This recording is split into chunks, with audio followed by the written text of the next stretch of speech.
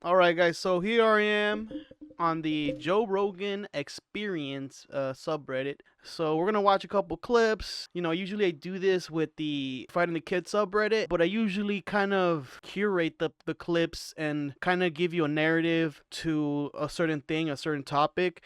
So let's just start with the first clip that's on here on the Joe Rogan Experience, and also this is on the top rated user content from this week, starting first with 15.3K views, or I mean, upvotes, is this one from Jon Stewart. Also, Jon Stewart came back to the Daily Show to do his show. Nobody apparently could do it, or Comedy Central seemed like they didn't want to give somebody else a chance after, what's his name? Trevor Noah left the show. Couldn't find the right fit. So they just brought back the original dude, Jon Stewart. Honestly, not a bad idea. I love Jon Stewart. He's always been funny. He's been a great part of the show for a long time. So this clip is called The National Treasure. Let's play this clip. So what's the good news?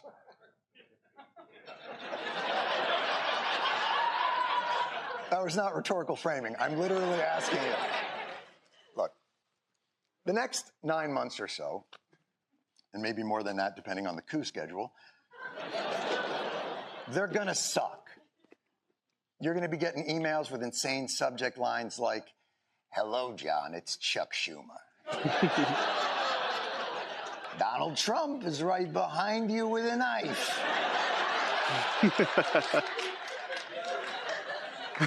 "Donate." You're going to get inundated with robocalls and push polls and real polls, and people are going to tell you to rock the vote and be the vote and vote the vote and finger bang the vote. And it's all going to make you feel like Tuesday, November 5th is the only day that matters. And that day does matter. But man, November 6th ain't nothing to sneeze at, or November 7th. If your guy loses, bad things might happen, but the country is not over. And if your guy wins, the country is in no way saved. I've learned one thing. John made up a good point that they want you to endorse this, endorse that. Look at what they did at Taylor Swift.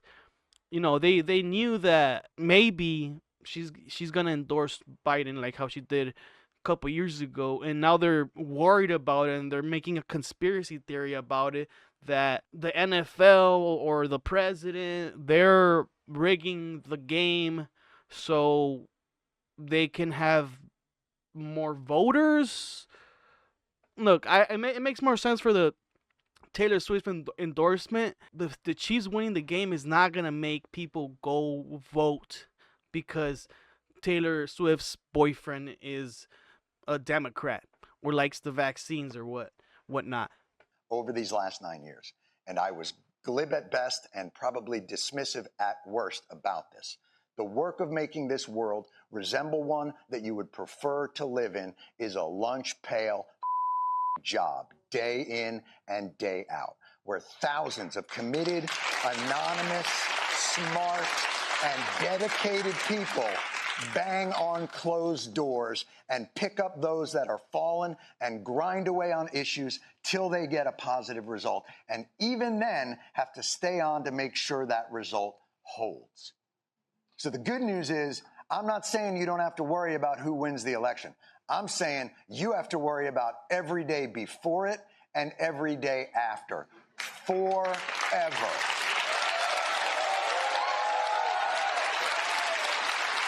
Although, on the plus side, I am told that at some point, the sun will run out of hydrogen.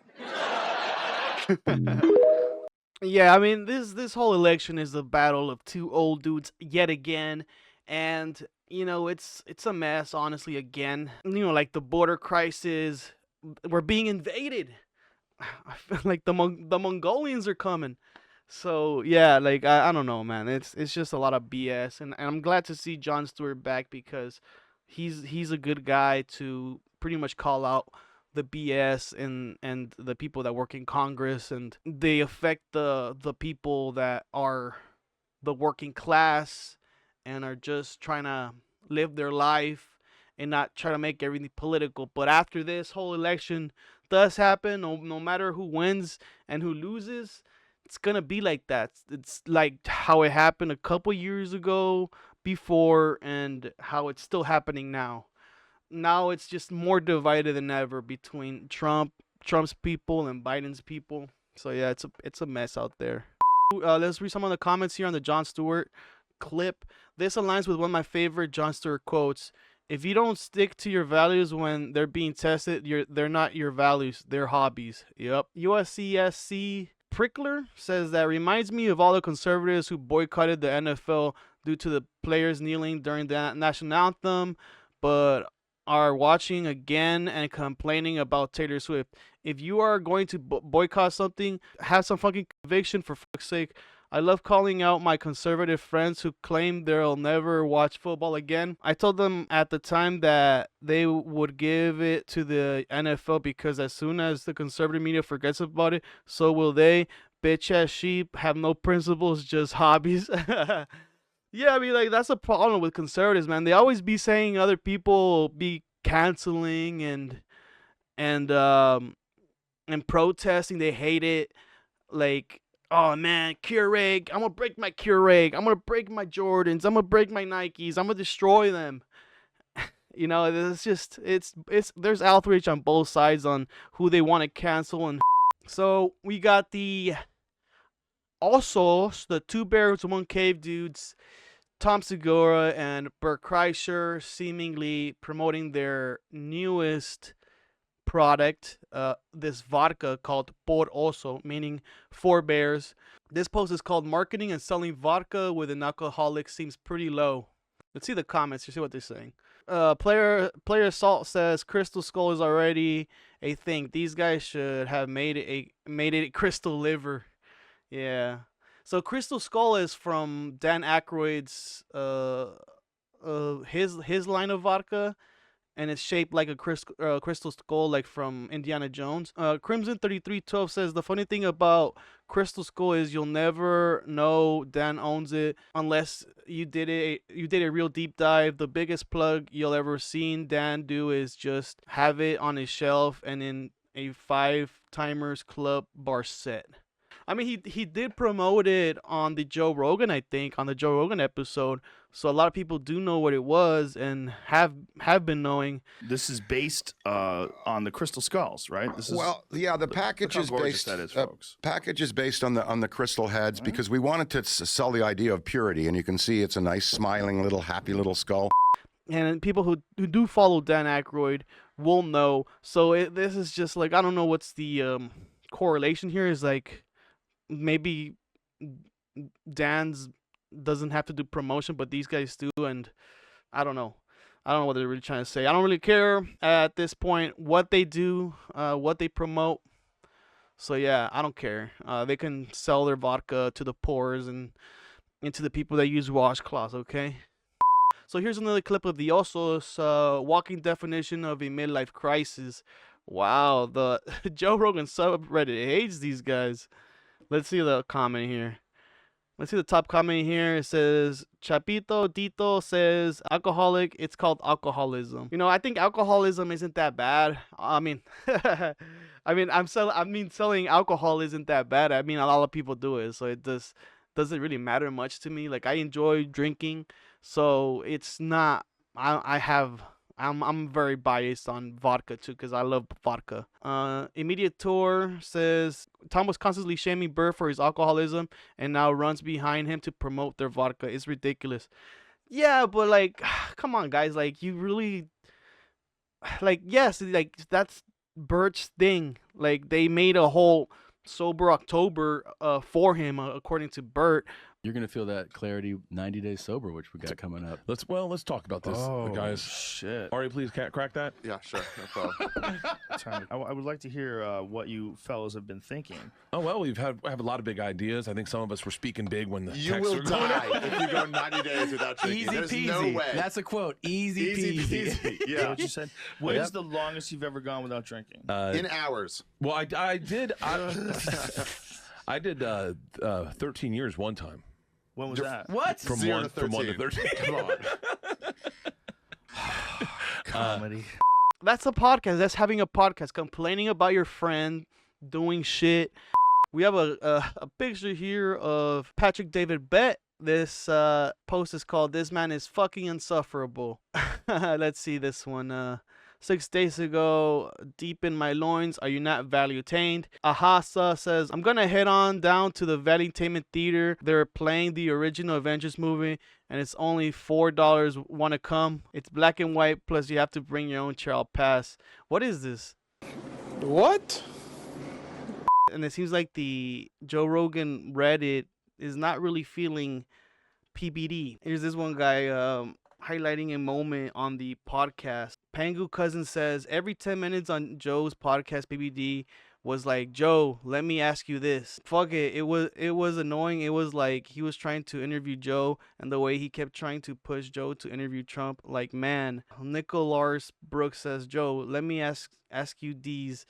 What can I do to get you into an interview with Trump today? So when you're having Trump on? I don't know. Okay. The look I don't know. Maybe. looks like you got something. Maybe. Okay, good. That's good. He sells, like, this man PBD sells, like he's trying to sell him into a Trump interview. So Tallywhacker says, cause here's the deal though, you and Trump would be, how I would say, legendary. Cause real quick, let me tell you a story. No Stray says it, replies with a GIF with Seth and I don't know, Vivek Ramaswamy. Nah, I'm just kidding. Chinese Cracker says he's literally a MLM insurance salesman, so that tracks. Okay, so in multi-level marketing. Like, what do they call it? I remember my some of my family doing it. Like, they usually sell, like, the, what is that shit called? Like, the Royal Prestige. It's like pans, pots and pans, really good ones. The Herbalife thing, also a lot of Latinos get involved into that. Sometimes they're smart enough, they do make money, but you got all these assets to liquidate basically, and if you don't sell them, you're just gonna have, basically money there. If you're not a good salesman like my uncle, like, you're just gonna keep them there, and then once Christmas rolls around, you're like, hey, here's some really good pots and pans. I saw this clip of him with Bill Maher. David Pachman was talking about it, and they were talking about who do they want as the president, like Biden or Trump. Bill Maher hosted Patrick Bet-David on his show. I've been on with Patrick Bet-David. I thought the conversation was good. And also, Patrick Bet-David has some not really slick, but ways he thinks are slick of pretending to be principles over partisanship, which kind of fail. This happened on the Bill Maher program when the topic of Trump versus Biden came up. We're going to listen to that right now. It's very interesting. Let's take a listen. Reason on the left. Oh, sweetheart, you are preaching to the converted here. I'm always bitching about this. I do not. You're supporting Biden, though. Of course, because we only get two choices. I mean, what is so hard to understand about bad and worse? They forced America to take the vaccine bill. 70% Americans took the vaccine and they didn't want to take it. A lot of them didn't want to take it. Wait a second. When did the vaccine come about? Under Biden? No, under Trump. No, it didn't. It came 2 days after election was over with. 2 days after election was over with, Pfizer announced it was not under Trump. Oh. They intentionally kept the vaccine after the election, so they gave the victory to right. But Trump was not Trump was like, I created the vaccine. I don't disagree with you. I agree with you. He takes it as a victory. I'm on the same page with you. Okay, but there's a difference, though. Yeah, this is the one difference, Bill. But May I say this? May I say this? And then push back. Here's the difference. You know what the difference is? How many times have you heard Trump get on stage and brag about warp speed? We saved 100 million people's lives, right? Can I just ask you a simple yes or no question? Yeah. Not exactly yes or no, but who are you voting for? I'm voting for whoever allows me to make decisions more and not somebody that decides what's good for me or not. Bro. Okay, this is the game. He's responding to a very simple question, Trump or Biden, with a principle, leaving the audience to figure out, well, based on your principles, clearly you must be voting for, or is it obvious? And you ever get those people that never really tell you who they vote for, like it's a secret or something? Like, you're gonna judge me because of who I voted for. Why would I judge you for who you voted for? unless you know that that guy's bad and you don't align with him morally or whatever it is. Or And Bill Maher does a pretty good job of actually picking apart how silly this all is. We're not in a debate here. No, the What- left. I asked you a forced yes the or no. vaccine. Wait a second. The state of We- California and we- the industry you're in force you to take the vaccine. So you don't know who you're voting for? I'm voting for whoever allows me to have more freedom with the choices I make. And you don't know that yet? It's definitely not going to be Biden. Well, then it would be Trump, wouldn't it? If it's between the two choices, What? But look at you. are you kidding me? It's not even a close call, But by the the fact way. that you just can't own it is very weird, man. You know, this like, who are you voting for? Well, the Constitution says it's 2 words: Trump, Biden. I'm voting for Biden. I'm owning that. Do I think he's Yeah, perfect? But I don't, no. But I don't think I it's think like it's that. not even- I don't think it's like that. I don't think it's like Well, that. just say you're for Trump. If a person I don't watches dislike you for your. I don't Bill, dislike. if somebody watches my podcast, they're gonna know who I'm voting for. Well, If somebody watches a podcast, they're but gonna how sit there. odd that you can't just say it then. Because to me, I'm voting based on values. I'm not voting based Okay, on. but we know what the values are of Biden and Trump and their policies You're are. right. We know everything The about left them. is about force. The right is about choice. I don't want to be forced Again, to have to do something I don't want to do. I get. And there it is. That's not actually the truth. so, Bill Maher, called him out on that and he pressed him on it, and he just did not want to give that position away. And honestly, like, seeing Patrick work like that, he's always kind of seemed like a politician. Like, Opened up for Mitch Hedberg like 22 years ago. I was a really big fan of Mitch Hedberg when I saw his stand-up. Wearing a turtleneck is like being strangled by a really weak guy all damn day. Like if you wear a turtleneck and a backpack, it's like a weak midget trying to bring you down. The reason why he does his stand-up like that in a weird way, like if you ever seen him do stand-up, is because he's shy. He told Time journalist Joel Stein during a 1998 interview, "I don't like to connect with the crowd. I find that if you look at people's faces, you see a disappointed face." And so, the prototypical Hedberg performance involved dark sunglasses, long hair draped over his eyes, and set-long staring contests with the floor. Like if you wear a turtleneck and a backpack, it's like a weak midget trying to bring you down. And he comes up to me after the show and he goes, "Hey, Artie, man, you're a fat guy. I wrote a joke that I can't do because I'm not fat, but I'll give it to you." He goes, "You know when you're a kid and they tell you to wait a half an hour after you eat before you go swimming?" And I'm like, "Yeah." He goes, "You should say you've never been swimming because it's never been more than a half an hour since you last ate." And I go, "That's a great joke. Can I can have that joke?" He goes, "Yeah." So then he comes back and he was smoking a lot of weed. So he comes back totally serious. He goes, "Hey, man, you're right. That is a good joke. I'll make you a deal. If I gain like 100 pounds before you do that on TV, I get the joke." I'm like, "All right, whatever." Drugs impacted their lives, especially Artie. You can see it on his nose. It's like apparently like sniffed glass, like literal glass with like, the book of sugar. I take a shower. She takes out like about 5 pills and starts crushing them. Now, it was a nice hotel, so we had room service. The room service had a salt shaker that was glass, so she couldn't crush one of the pills. She takes the salt shaker and starts hitting the pill with it, and the salt shaker breaks. He had to be rushed to the hospital because, of course, like, he inhaled glass. Glass breaks. Okay, so then she takes a credit card and makes it into a fine powder, a fine dust, not knowing there's all glass in the powder. Cut to like a month later, I'm with Norm Macdonald having dinner with people, and Norm does that joke about me. He goes, "Hey, man, it's Artie's never been swimming. It's never more than a half an hour since he last ate." I'm like, "Where the fuck did you hear that joke?" He goes, "I heard a fat guy do it at the Comedy Store."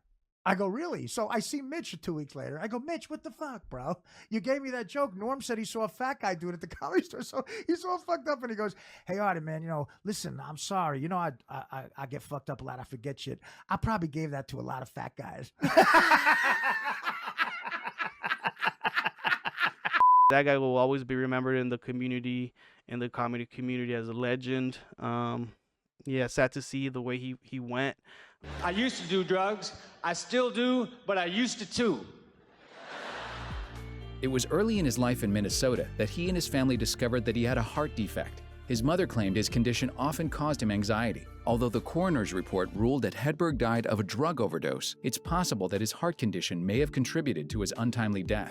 Good thing Artie, I guess maybe this was his final lesson, or the most important lesson he'll ever have is surviving that, or like not getting maybe glass in his brain. Who knows, man? That's crazy. I snorted glass and oxycodone. Holy shit. So it sounded like a zipper. I just went. Next post is called Taylor Swift is manipulating your elections and there's nothing you can do about it, Mr. Vivek. On Joe Biden's Instagram, it says, just like we drew it up at Chiefs, and it has a picture of a dark Brandon meme. Let's look at the comments here. Jimmy the Gentleman says, oh my effing God, it's real. The comments on there are hilarious. RLV Antone says, Joe will somehow say this isn't funny. Higet 233 says, tell him Trump said it, then tell him the truth and he'll stop laughing instantly. Unusual Historians 47 says, LMAO, yep. Prickly Square says, why does it lie? I don't know, Joe. Most of us knew the internet was a lie since the 90s. You don't say 0207 says, I think that's the only way any normie could talk to Joe. Say right-wing QAnon person said it, let Joe laugh, praise the joke, then say, oh, someone on the left said it, oops. There's obvious bias in Joe Rogan's politics. He's already said it. He feels like more... Right now, I guess his conservative side is like flaring up. You know, he's done with the morals and he wants to make more money. I never voted Republican my whole life. I was very left-leaning, especially with like any social issues. When it comes to financial things, I'm a little bit more conservative, but at the end of the day, I'm way more left than I am right. But California went nuts, man. And like, you know, the Joe Biden thing, it's just to troll the right, because they use this at first as a negative towards Joe Biden, and he just completely flipped it on them.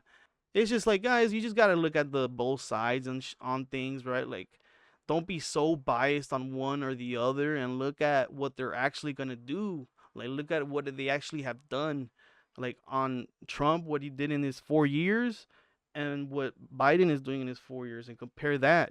So it looks like Theo Von got heckled here. This post is called Hecklers Be Damned. So this couple looked like they were heckling, I think, and they got kicked out. Sometimes it's... can you ask her to leave? Can both of them leave? Can you get both of them out of here right now? Sir, can you stand up and do your job for 1 fucking minute? Jesus Christ. Both those fucking honkies can leave. I'm sorry. That chick is the absolute worst person I've ever been around. So this is the only significant comment that I saw. Samboy10794 says, this was in Houston last fall. I heard the lady for a while and it was kind of funny at first, but I guess 20 feet away was too close for Theo. So yeah, I guess she got kicked out because she was talking to her boyfriend, or maybe she was a little too tipsy. Who knows? Comedians don't like you talking in their shows, obviously, because, you know, it's not about you, it's about the guy that's on the stage. And it's fair. Like, I'm not gonna criticize Theo for kicking somebody out. I think I'll end this here, guys. Let me know what you guys think of this.